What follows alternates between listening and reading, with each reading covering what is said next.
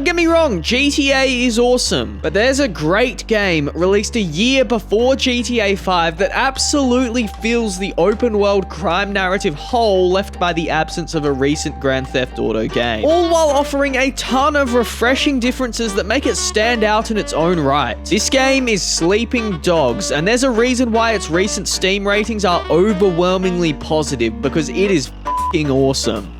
Yeah, boy. Let's kick it off with perhaps the most surface level difference, the game's setting. Sleeping Dogs is set in Hong Kong. I'm just gonna take a stab in the dark and say Hong Kong is probably considered a part of China. I don't know, it's all very unclear. Anyway, that's not the point. Hong Kong is an excellently refreshing setting for this type of game. Its colors, set pieces, collectibles, just the whole Hong Kong aesthetic is a great distinction from the strictly American cities in GTA. The Hong Kong nightlife has plenty to participate in, from the awkward karaoke bars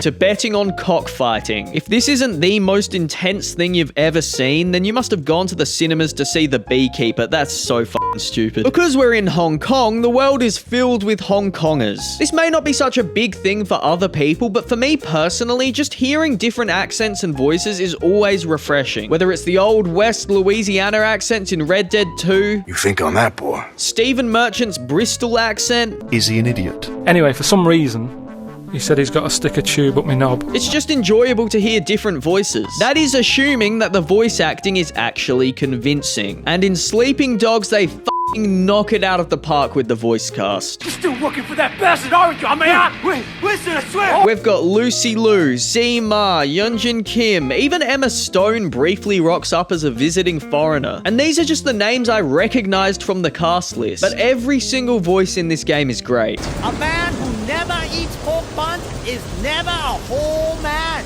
You look like you could use a pork bun. Nothing enhances a great story like great performances, which brings us to the next aspect of Dogs, the narrative. You play as Wei Shen, an undercover cop thrust into the middle of the Hong Kong gang wars, trying to move up the ranks of the criminal underworld while reporting back to your real bosses, the police. It's a fantastic storyline filled with shocking deaths, double-crossing, moral ambiguity, and compelling characters that I won't get into for spoiler reasons. I'd honestly say the writing is up to par with that of GTA 5. In a different way though. Say the satirical, self-aware GTA is The Sopranos. I can't find pussy anywhere. Then the more tension-focused Sleeping Dogs is Breaking Bad. Get off the toilet!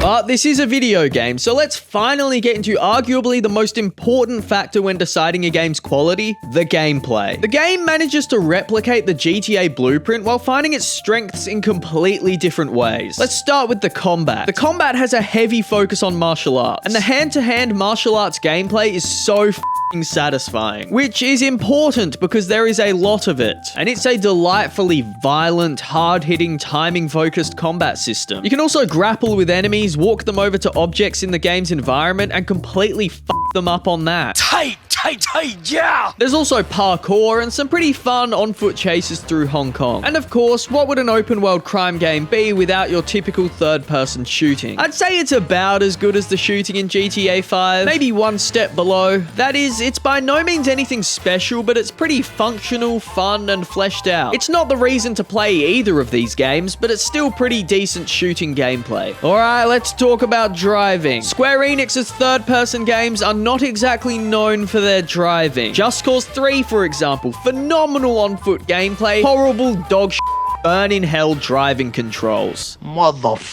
You'll be relieved to know the driving here is much, much better than Just Cause 3's. It's not as good as GTA 5's, I'll admit that. Rockstar has pretty much perfected third-person open-world car controls in GTA, and those cars feel better to drive than some dedicated racing game. Still, the Sleeping Dogs cars are serviceable. If you get your hands on a fast one, it is fun to drive around the game's world. There's also heaps of street races you can take part in, and these are fun enough because, like I said, the driving is fun enough. It's a little clunky clunky here and there, but overall it's pretty good. I'd say if the only thing you like about GTA is driving the cars, well, first off, you should honestly just play Forza Horizon if that's all you care about. Great game, by the way. But if for whatever reason you do fit that description, Sleeping Dogs might not be your favorite game. Anyway, I know this is sounding like a negative, but it truly isn't one. The driving is a solid 7 out of 10. It's just impossible to avoid comparing it to GTA's phenomenal vehicles. It's good. It's good.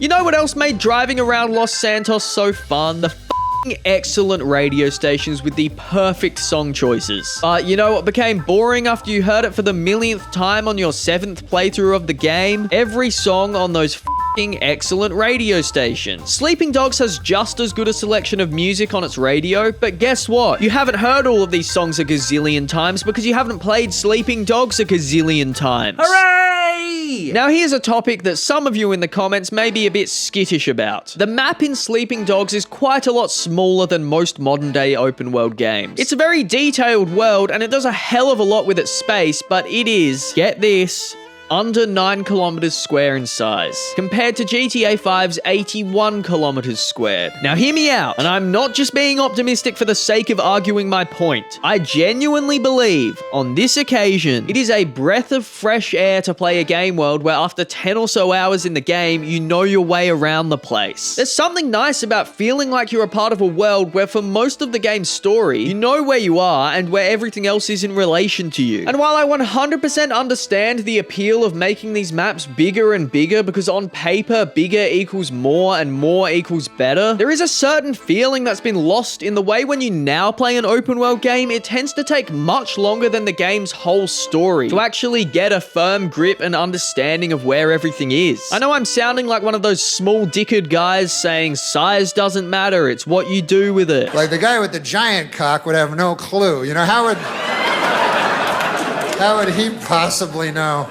And I'm not saying smaller is better. I'm just saying in a gaming economy filled with so many overwhelmingly huge maps, it is a nice thing to be able to spend time in one that isn't so overwhelming. We've also got a perk and leveling system. Not gonna dwell on it for too long because talking about this is pretty boring, but the unique spin is that there's separate leveling for your police identity and your criminal identity. It's pretty simple, but it does add something to the gameplay variety as you unlock more abilities. I've seen enough. Shut it down. And that's a pretty broad overview of what to expect when you play Sleeping Dogs. It's honestly such an impressive game considering it came out the year before GTA 5. I'd say if you've already played through GTA 5, this is the best game to play while you wait for 6. Forget going through the whole GTA back catalog, just give Sleeping Dogs a chance. I'm done! You hear me?